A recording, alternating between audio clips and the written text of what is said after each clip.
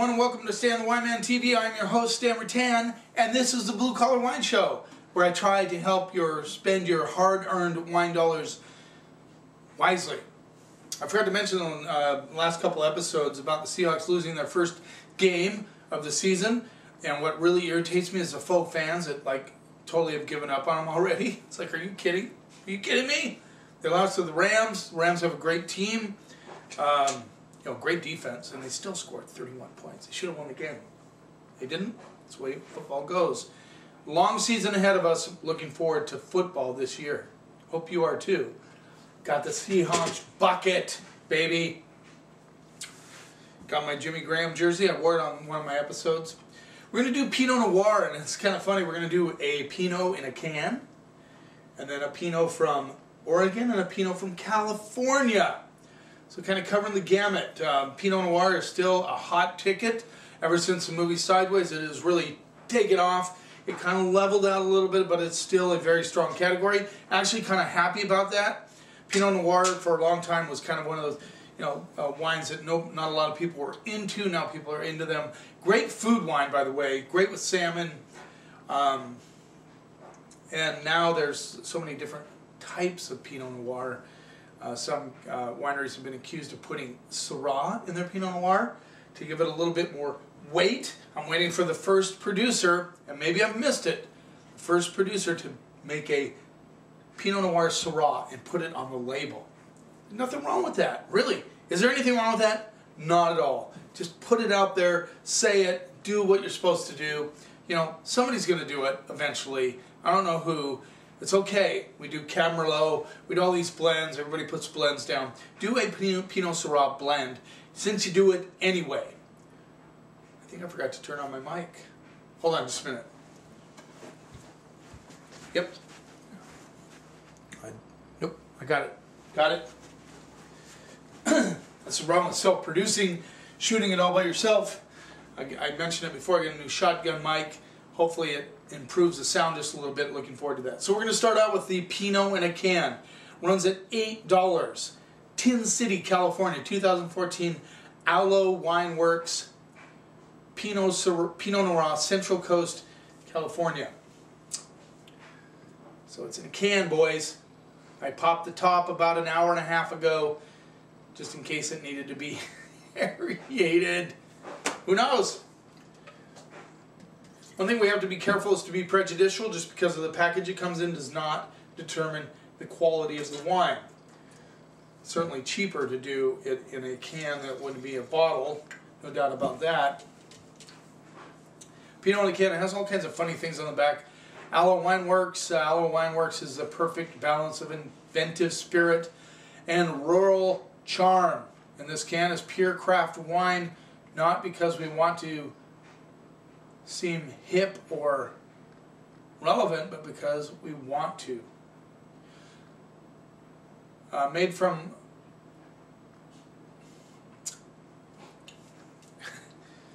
the perfect blend, made from wine that was sourced from the most unique and unexpected lots.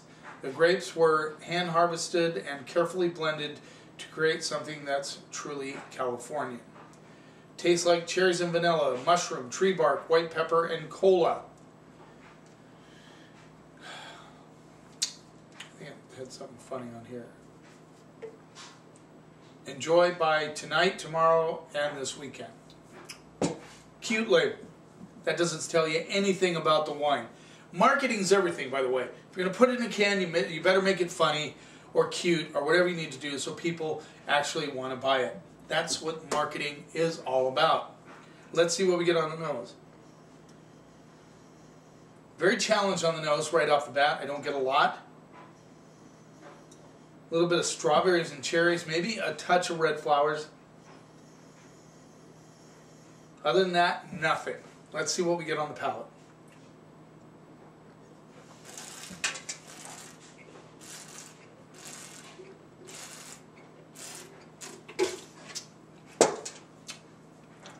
Lots of cherries, a little ripe strawberry. It's a very sweet Pinot Noir, and I mean sweet. I know that's a subjective term, but this is pretty fruit-forward Pinot Noir, but not Syrah sweet, because I don't get that heaviness of the Syrah on it.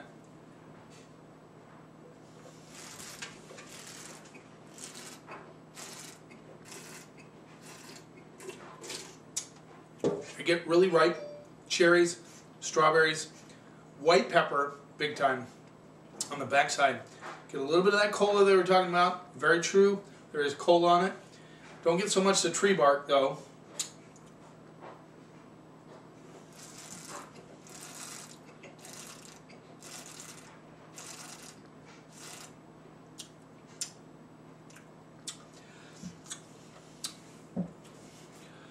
A lot of you are going to like this Pinot Noir. Don't shy away from it because it's in a can. It is a little too, the tannins are a little too sweet for me on a Pinot Noir. There is acid to this wine though, which is a good thing. I'm not going to fault it on that category. Just a little bit sweet up front. The cola comes through. I get a little bit of root beer too on the back end. Has a decent finish. I'll give it that. You know, it's, other than being a little bit fruit forward, I think it's pretty well built Pinot Noir.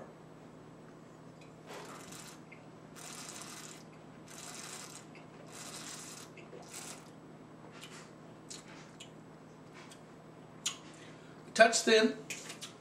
I'm going to go C+. I think a lot of you are going to like it. $7.99 for a can of Pinot Noir. Great for, you know, going on a camping trip. You want, you know, good for recycling, all that stuff. Yeah, C+. Not a bad effort. Now we're going to kind of get ridiculous. We're going to go from canned Pinot Noir to Lucchini Pinot Noir for $50. 50 bones a bottle. 2013 Lucchini Vineyards Chehalem Mountains Pinot Noir. $50. Why not? Why the hell not? Let's just jump from can to Willamette Valley. I had to throw that can in there. Matthew left me with that bottle and or that can and asked me if I'd review it on YouTube. I did. I actually kind of like it. C+, not a bad grade, a little above average, a little sweet, but not bad. 2013, interesting vintage. Let's see, 13, 14, 15. I think they had a lot of rain in 13, if I remember right. They had to struggle with that just a little bit. I believe I was down in California. You know, down where having those fires right now. It's terrible. I hope everybody's okay. I hope they recover from that. Let's see what we get on the nose.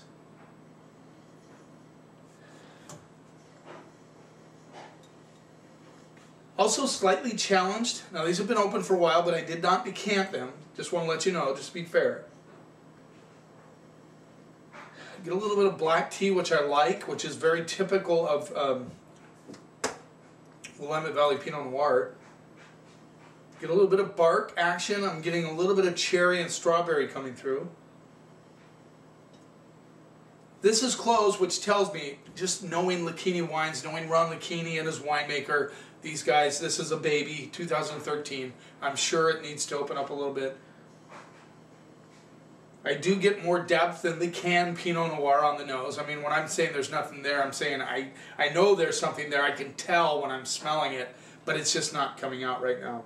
It's kind of hiding behind the curtains, but it's there. All right, let's see what we get on the palate.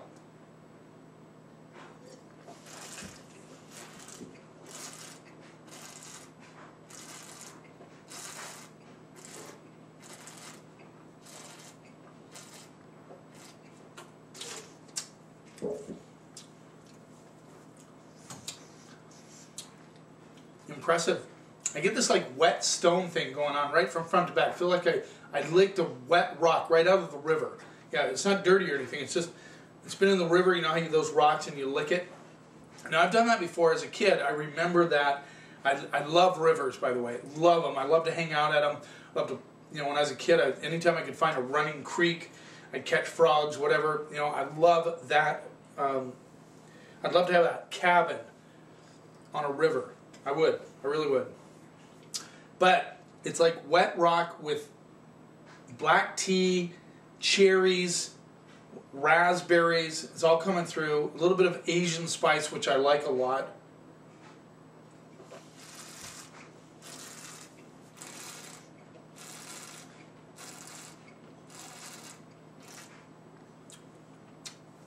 There's a little sarsaparilla coming through. Good acidity. Good acidity. I mean, it's making my mouth water. What you want in a Pinot Noir. It's quite very serious element. Any wine you want to age. This wine is still a baby. I see the potential. That Asian spice kind of lingers quite a bit. Get a little bit of violets coming through.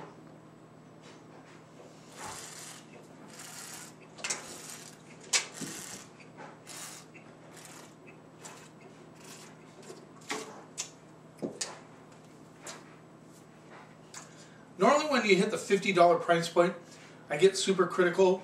This is the way I am, this is the way I roll. I'm not going to deny it. Because, you know, 50 bones is a lot of money. For any of us, it's a lot of money. I know there's guys out there at $50 is nothing, but in my group of people, $50 is serious money. And, yeah, this is good wine. I'm going to go A on this one. Like it a lot. I do. I really do. I think it has good balance, good acid, good fruit. It's going to lay down for 10 to 15, 20 years. It will evolve. It's got good Asian spice. I like it. Good effort. Good job, Ron Lucchini. Yeah, that's an A wine. Let's move on. 2011, Lioco. Okay, Lioco, Pinot Noir. Anderson Valley. This is from the Clint Vineyard, Mendocino County. This rolls in at $53. Now you ask, why do Pinot Noirs demand so much money? Well, supply and demand. People really clamor for Pinot Noir. These guys are going for it. And it's a very difficult grape to grow, by the way. It's very finicky, hard to deal with, hard to make good wines from them, from Pinot Noir.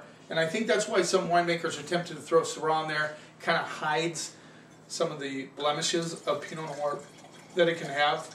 But very finicky grape. I think one of the best I've ever tasted was a Latage from Romani Conti. Very expensive wine, but I mean, it just showed me what the levels a Pinot Noir can get to. I'm really liking the Lucchini a lot. Let's see what we get on this Lioco from Anderson Valley.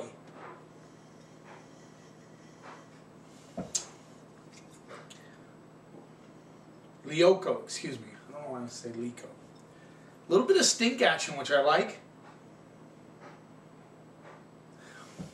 Kind of a deeper, definitely a deeper nose. You're getting the California sunshine on this one. Almost like pie cherries with a little bit of the crust thrown in. A little bit of bark, for sure. A little bit of root beer. I'm definitely getting the sarsaparilla. Yeah, but it definitely reminds me of, you know, like a pie, a cherry pie sitting there. You know, it's not freshly baked, but it's been maybe out kind of on the counter, cooling down, and you get that kind of pie cherry crust thing going on. And then you splash a little bit of root beer and, you know, slosh, you know, have it near there. But just a little bit of bark and a little bit of black tea. Like the nose quite a bit. Let's see what we get on the palate.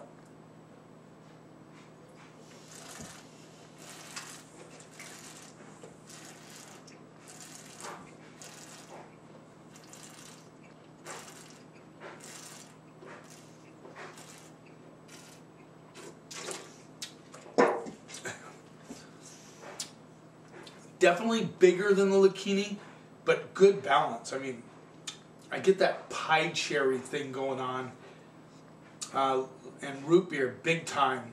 Good balance though, good acidity.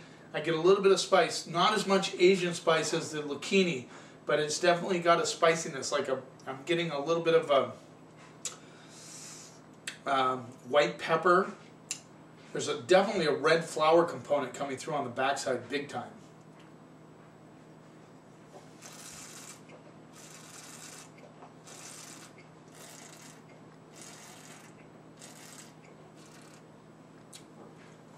A little bit of that bark action, and I get just a touch of Earl Grey tea, sort of black tea, Earl Grey tea coming through.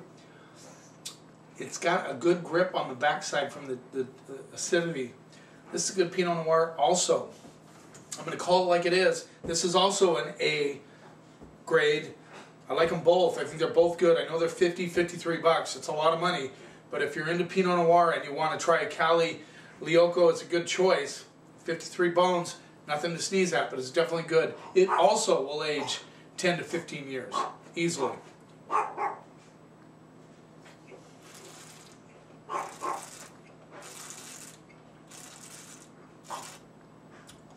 What I like about both the Lucchini and this one is the complexity in the wine, the delicate nature of the Pinot Noir, the acidity, the balance, all those things kind of come together and make it a real beautiful wine that will age nicely. If you want to have this with salmon, I encourage it big time. You can have this with ham, you can have this would be a great lamb wine. Hey, you can drink it now, it's really good. But it will evolve nicely, easily over the next 10 to 15 years. Thanks for watching. And remember, wine is not a mystery. It is just fermented grape juice. Drink it. Enjoy it. Expand your palate horizons. Don't be afraid to spend 50 bucks if you have a couple of extra bones in your discretionary income. Don't be afraid to do that. There are wines out there that are worth that. We have 2 examples here today. But never, ever, ever let anybody tell you what you should or shouldn't like. And if you do that together, we can take the snob out of wine. Cheers.